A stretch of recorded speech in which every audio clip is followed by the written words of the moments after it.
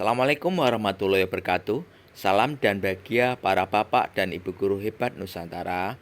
Perkenalkan, nama saya DK Anas Kudus dari SMK Muhammadiyah 2 Cepu, Kabupaten Blora, Provinsi Jawa Tengah. Kali ini saya akan mempresentasikan aksi nyata dengan topik disiplin positif dengan judul penerapan segitiga restitusi.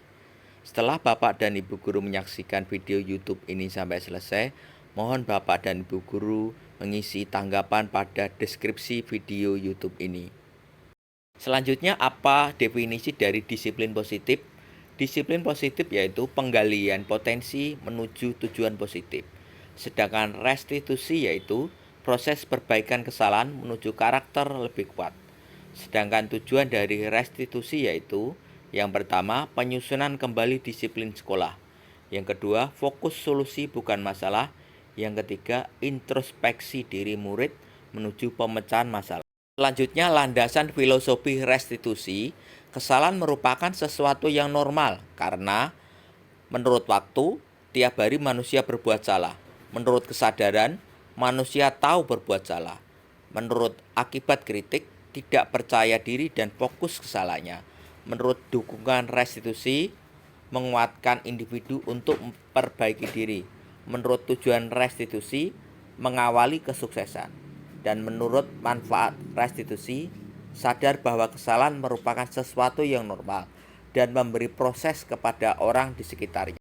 Selanjutnya, dalam melakukan disiplin positif, penerapan segitiga restitusi, saya menggunakan metode KREASI, yaitu koneksi, relasi, eksplorasi, analisis, salin, alami, yang mendefinisikan teori pemikiran dan problem solving yang memakai strategi pemikiran paralel. Pada metode ini kita membagi fokus pemikiran menjadi jalur paralel yang berbeda melalui tangga imajinasi. Lalu, langkah melakukan disiplin positif penerapan segitiga restitusi menggunakan metode kreasi, koneksi untuk mengkaitkan gambar dan model, relasi untuk mengamati persamaan dari sudut pandang positif suatu model dan gambar, eksplorasi untuk menjelajahi persamaan kreativitas dari gambar dan model, analisis untuk menikmati indahnya taman pikiran Anda, salin, gambar dan model yang Anda buat, temukan atau ciptakan sesuatu yang baru berdasarkan koneksi, eksplorasi, dan analisis. Lalu terakhir, alami dan terapkan gambar dan model atau ciptaan Anda ke sebanyak mungkin konteks yang berbeda. Ulangi proses kreatif ini dari awal. Selanjutnya, koneksi menurut disiplin positif, yaitu teori kontrol atau pilihan Dr. William Glasser bagi 4, self control, kedua tindakan pasti bertujuan, ketiga model berpikir menang-menang, keempat fakta keperluan berbeda. Yang kedua, tindakan pasti bertujuan. Menurut teori motivasi, 1. Menghindari hukuman, kedua tujuan imbalan, ketiga menghargai diri sendiri. Didasarkan pada nilai-nilai kebijakan universal, diturunkan keyakinan kelas. Ketiga, model berpikir menang-menang, yaitu kolaborasi dan konsensus menciptakan pilihan baru. Merupakan 5 posisi kontrol, 1 penghukum, 2 pembuat rasa bersalah, 3 teman, 4 pemantau, 5 manajer. Diturunkan menjadi segitiga restitusi, 1 menstabilkan identitas, 2 validasi kebutuhan, 3 menanyakan keyakinan. Lalu keempat, fakta keperluan berbeda, empati, pandangan berbeda, turunkan menjadi 5 kebutuhan dasar manusia, 1 bertahan hidup, 2 penguasaan, 3 kasih sayang dan rasa diterima, 4 kesenangan, 5 kebebasan. Hubungan antara keempat teori kontrol dapat dilihat pada bagan ini. Selanjutnya, koneksi nilai-nilai kebijakan universal, yaitu sifat-sifat positif atau tujuan mulia yang ingin dicapai setiap manusia.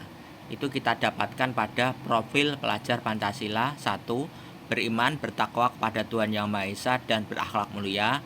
2. Mandiri. Ketiga, bernalar kritis. 4. Berkebinekaan global. 5. Bergotong royong. 6. Kreatif. Metode relasi, persamaan dari sudut pandang positif suatu model dan gambar. yaitu menurut Merdeka Ki Hajar Dewantara, merdeka itu artinya tidak hanya terlepas dari perintah, akan tetapi juga cakap buat memerintah diri sendiri. Lalu diturunkan menjadi teori motivasi perilaku manusia, yaitu meliputi motivasi eksternal, motivasi internal. Motivasi eksternal yaitu menghindari hukuman, apa yang akan terjadi bila saya tidak melakukannya. 2. Tujuan imbalan, apa yang akan saya dapatkan apabila saya melakukannya. Lalu motivasi internal yang merupakan tujuan disiplin positif, yaitu menghargai diri sendiri. Saya akan menjadi orang seperti apa apabila saya melakukannya. Lalu dari motivasi eksternal dan motivasi internal itu kita dapatkan identitas sukses meliputi konsekuensi dan restitusi. Lalu relasi selanjutnya identitas gagal hukuman, identitas sukses yaitu disiplin berupa konsekuensi, identitas sukses disiplin berupa restitusi. Lalu identitas gagal atau hukuman yang menyakitkan terjadi, tidak nyaman jangka panjang, korban dapat keadilan, murid atau anak akan tersakiti, perilaku pasif agresif meningkat, sistem tak jalan bila anak tak takut, berlaku di institusi bukan kenyataan. Peraturannya adalah kamu harus. Murid atau anak membenci peraturan. Ini semuanya merupakan hal-hal yang negatif. Sedangkan identitas sukses disiplin berupa konsekuensi, sesuatu harus terjadi. Tidak nyaman jangka pendek, korban bisa diabaikan, murid dibuat tidak nyaman, penguatan berjangka pendek, perlu monitoring dan supervisi terus-menerus dari guru, membantu penerapan mengikuti peraturan dalam masyarakat. Apa peraturannya? Mampukah kamu melakukannya? Terima kasih. Murid atau anak menghormati peraturan. Itu semuanya merupakan hal-hal yang netral. Lalu identitas sukses disiplin berupa restitusi. Restitusi merupakan pilihan. Penguatan jangka panjang. Korban mendapatkan ganti, murid mendapatkan penguatan, masalah terpecahkan, murid belajar bertanggung jawab untuk perilakunya, fokus pemecahan masalah jangka panjang, apa yang kamu yakini, apa yang bisa kamu lakukan untuk memperbaiki masalah ini, murid menghormati dirinya dan orang lain. Ini semuanya merupakan hal-hal yang positif. Lalu relasi selanjutnya, 9 ciri-ciri restitusi. 1. Bukan untuk menebus kesalahan, namun untuk belajar dari kesalahan. 2. Memperbaiki hubungan. 3. Tawaran, bukan paksaan. 4. Restitusi menuntun untuk melihat ke dalam diri. 5. Restitusi mencari kebutuhan dasar yang mendasari tindakan. 6. Restitusi diri adalah cara yang paling baik. 7. Restitusi fokus pada karakter bukan tindakan. 8. Restitusi fokus pada solusi. 9. Restitusi mengembalikan murid yang berbuat salah pada kelompoknya. Lalu ganti metode eksplorasi untuk menjelajahi persamaan kreativitas dari gambar dan model, meliputi tahap perkembangan akhlak peserta didik. Yang paling awal peraturan kelas, selanjutnya keyakinan kelas. Keyakinan kelas membentuk lingkungan positif membentuk budaya atau disiplin positif. Eksplorasi selanjutnya, keyakinan kelas sama dengan komitmen peserta didik, dijelaskan pada tabel T berupa sikap hormat, meliputi terlihat, terdengar, berperilaku. Terlihat di sini berempati terhadap perasaan orang lain, memegang barang milik orang lain hanya dengan isinya, mendengarkan dengan seksama, senantiasa berbuat baik, berbagi. Lalu terdengar satu orang berbicara, ayo saya bantu, kita bisa selesaikan ini bersama. Terima, tolong ya, permisi, boleh saya pinjam, nanti akan segera saya kembalikan. Perilaku, tersenyum ramah, memberikan salam hormat berupa berjabat tangan, namaste, meletakkan tangan di dada, salim, memberikan ruang bekerja, postur tubuh yang tenang. Eksplorasi selanjutnya, keyakinan kelas sama dengan komitmen peserta didik, tabel T hormat, tampak seperti datang tepat waktu, tak tampak seperti sering hadir terlambat.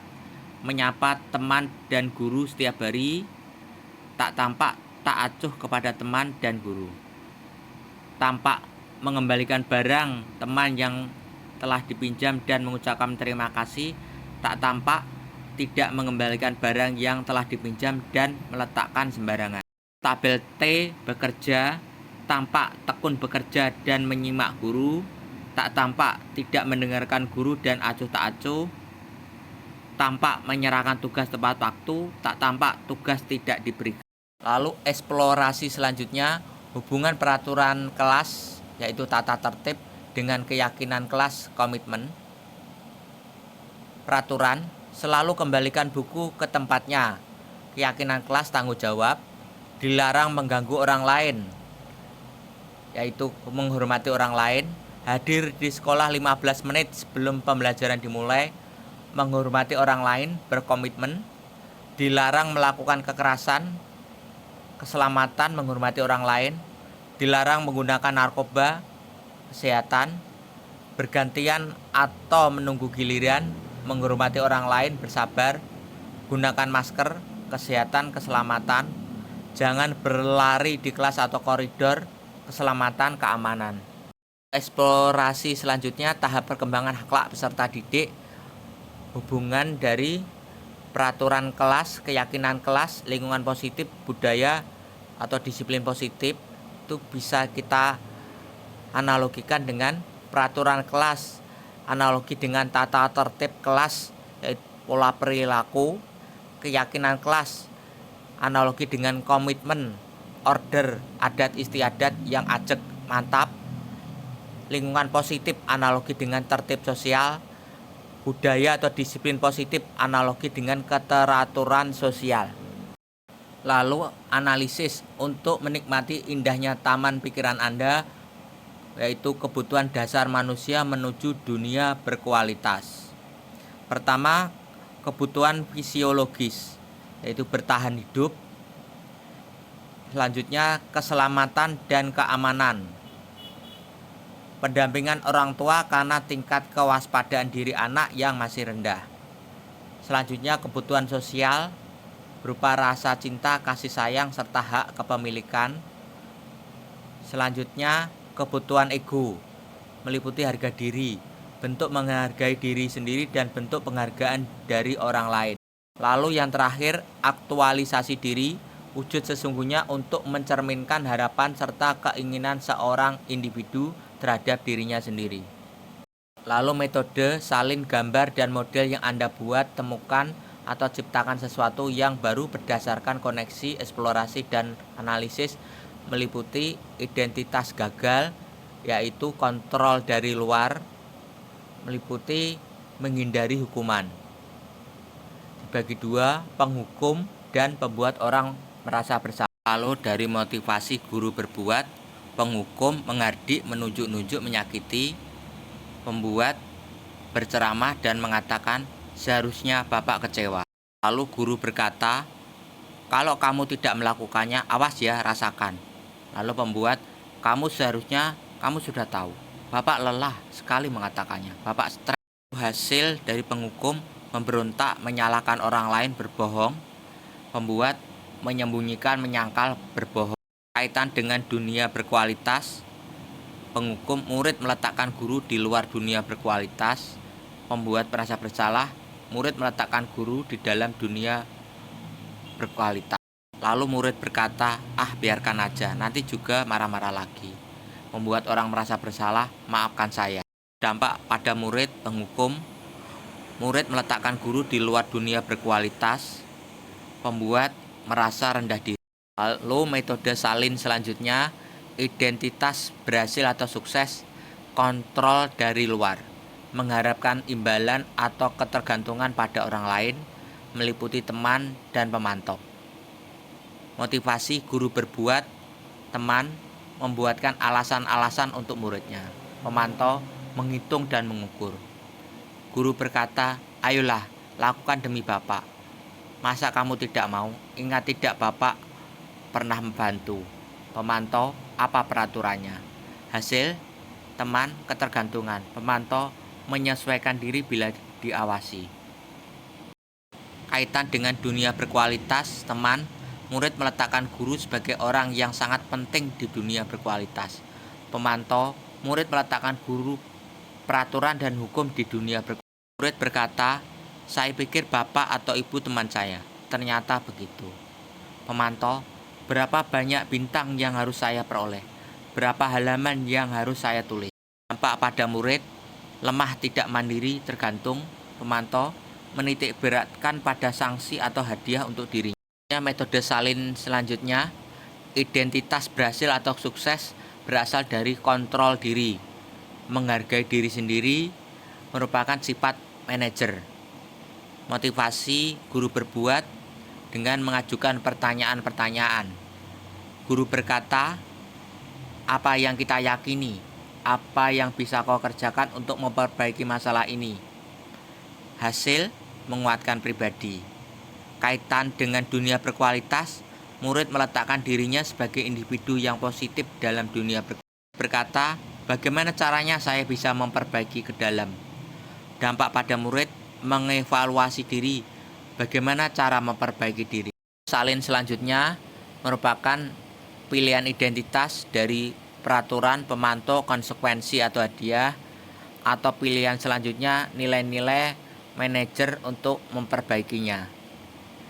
Atau kita bolak-balik dari identitas, peraturan, pemantau, konsekuensi atau hadiah, atau ganti nilai-nilai manajer memperbaiki.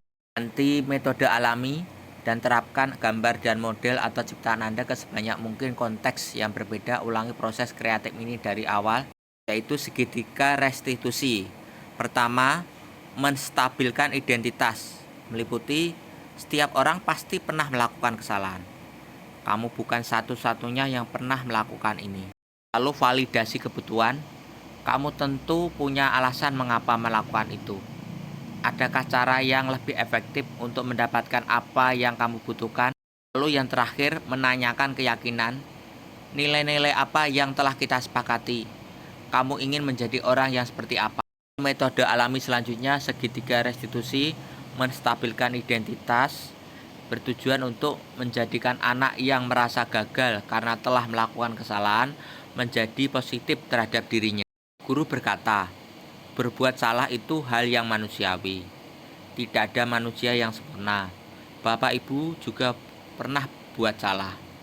Kita pasti bisa menyelesaikan permasalahan ini. Bapak Ibu tidak tertarik untuk mencari tahu siapa yang benar, siapa yang salah. Bapak Ibu lebih tertarik untuk menyelesaikan masalah. Kalau kamu menyalahkan dirimu sendiri terus-menerus, apakah kamu bersikap baik pada dirimu sendiri?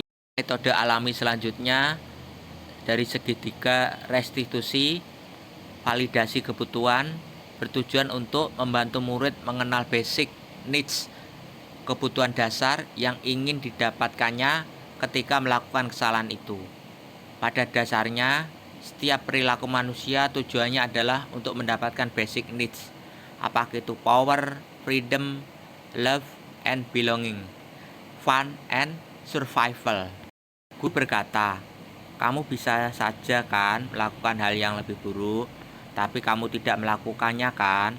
Kamu pasti punya alasan mengapa melakukannya. Apa yang penting bagi kamu? Kamu boleh tetap berusaha menjaga sikap itu, tapi tambahkan sikap yang lain, yang baru. Maukah kamu belajar cara lain untuk mendapatkan yang kamu butuhkan tanpa harus memukul? Apakah kamu bisa melakukan dengan lebih baik besok lagi? Metode alami selanjutnya dari segitiga restitusi, menanyakan keyakinan, bertujuan anak melihat kesalahannya, dihubungkan dengan norma sosial dan nilai-nilai yang mendasari manusia berinteraksi dengan orang lain. Nilai-nilai universal apa yang telah kita sepakati? Kelas yang ideal itu seperti apa sih? Kamu ingin jadi anak seperti apa? Apa yang kamu rasakan? Ketika kamu melakukan itu, kamu menjadi orang yang seperti apa? Lalu metode alami selanjutnya merupakan pendalaman dari menanyakan keyakinan dengan intervensi setengah menit. Intervensi ini mengarahkan murid kembali ke jalan yang seharusnya. dengan langkah pendek dan tanpa pertentangan. Pertanyaan-pertanyaan yang diajukan biasanya dijalankan oleh pemantau dan manajer. Guru berkata, apakah kamu ingin berbuat lebih baik? Apakah saat ini kamu sedang menjadi orang yang sedang kamu inginkan? Apakah kamu bisa mengubah kegiatan perilaku kamu saat ini menjadi sikap yang lebih membantu? Apakah wajar membuat kesalahan? Bisakah kita memperbaikinya? Apa yang kamu lakukan saat ini sesuai? Kapan kamu siap untuk mulai? Peraturannya apa? Sepertinya kamu punya masalah. Saya bisa bantu apa? Saat ini kamu seharusnya berbuat apa? Apa yang bisa saya bantu agar kamu bisa melakukannya? Apakah saya bisa bantu kamu agar dapat segera mulai? Apakah tugas kamu saat ini? Bagaimana kamu ingin diperlakukan pada kegiatan ini? Bisakah kamu melakukannya? Apa yang kamu inginkan? Peraturannya apa? Lalu, dokumentasi penerapan segitiga restitusi bisa dilihat pada gambar. Lalu, dokumentasi disiplin budaya positif dari upacara bendera bisa dilihat. Lalu, dokumentasi disiplin budaya positif dari komunitas keselamatan sekolah KKS bisa dilihat. Lalu, dokumentasi disiplin budaya positif dari pembelajaran profil pelajar Pancasila bisa dilihat. Selanjutnya, intisari, restitusi memberikan kesempatan kepada murid untuk disiplin positif, memulihkan diri dari kesalahan sehingga memiliki tujuan yang jelas. Penekanannya pada cara mereka menghargai nilai-nilai kebaikan yang diyakini, bukan berperilaku untuk menyenangkan orang lain. Disiplin positif adalah proses pembelajaran. Disiplin positif merupakan pendekatan mendidik anak untuk melakukan kontrol diri dan pembentukan kepercayaan diri. Disiplin berbeda sama sekali dengan hukuman, meskipun disiplin sering diterapkan dengan menggunakan teknik hukuman. 3 langkah dalam segitiga restitusi yaitu 1. Menstabilkan identitas, 2. Validasi tindakan yang salah, 3. Menanyakan keyakinan. Selanjutnya, refleksi diri setelah mempelajari modul lalu mengerjakan latihan, refleksi, post-test, dan aksi nyata. Saya akhirnya 1. Memahami dipaksa dulu, nanti terbiasa. 2. Memahami motivasi perilaku menghindari rasa sakit atau hukuman. 3. Memahami motivasi perilaku menginginkan hadiah atau pujian. 4. Memahami motivasi perilaku menghargai diri. 5. Memahami restitusi disiplin diri RDD. 6. Memahami sisi 1. Segitiga restitusi, stabilize the identity. 7. Memahami sisi 2 segitiga restitusi, validasi perilaku yang salah.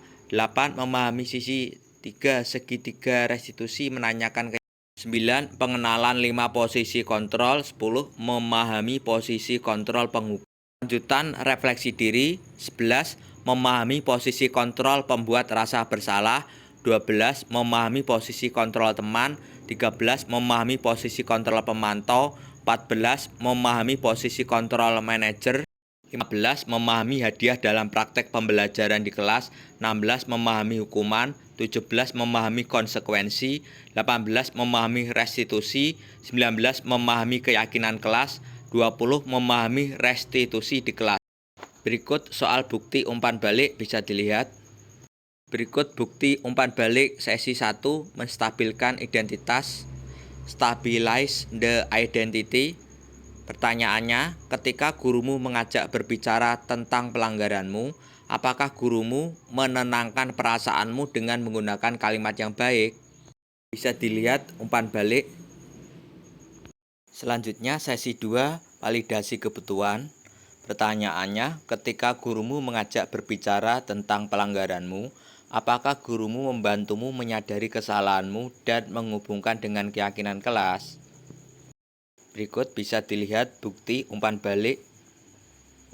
Lanjutan sesi 2, validasi kebutuhan. Pertanyaannya, ketika gurumu mengajak berbicara tentang pelanggaranmu, apakah gurumu membantumu menyadari kesalahanmu dan menghubungkan dengan keyakinan kelas? Berikut bisa dilihat bukti umpan baliknya. Selanjutnya sesi 3, menanyakan 1. Menanamkan keyakinan dalam individu. 2. Menggali nilai-nilai dari sosok yang diidolakan. 3. Berbicara dengan tenang dan bukan menyalahkan. Seek the belief person. Keyakinan. Pertanyaannya, ketika gurumu mengajak berbicara tentang pelanggaranmu, apakah gurumu membantumu untuk menemukan solusi atas permasalahanmu? Berikut bisa dilihat bukti umpan baliknya. Selanjutnya, hasil restitusi. Pertanyaannya, bagaimana perasaanmu setelah berbicara dengan gurumu tentang pelanggaran disiplin yang kamu lakukan? Berikut bisa dilihat bukti umpan baliknya. Terima kasih.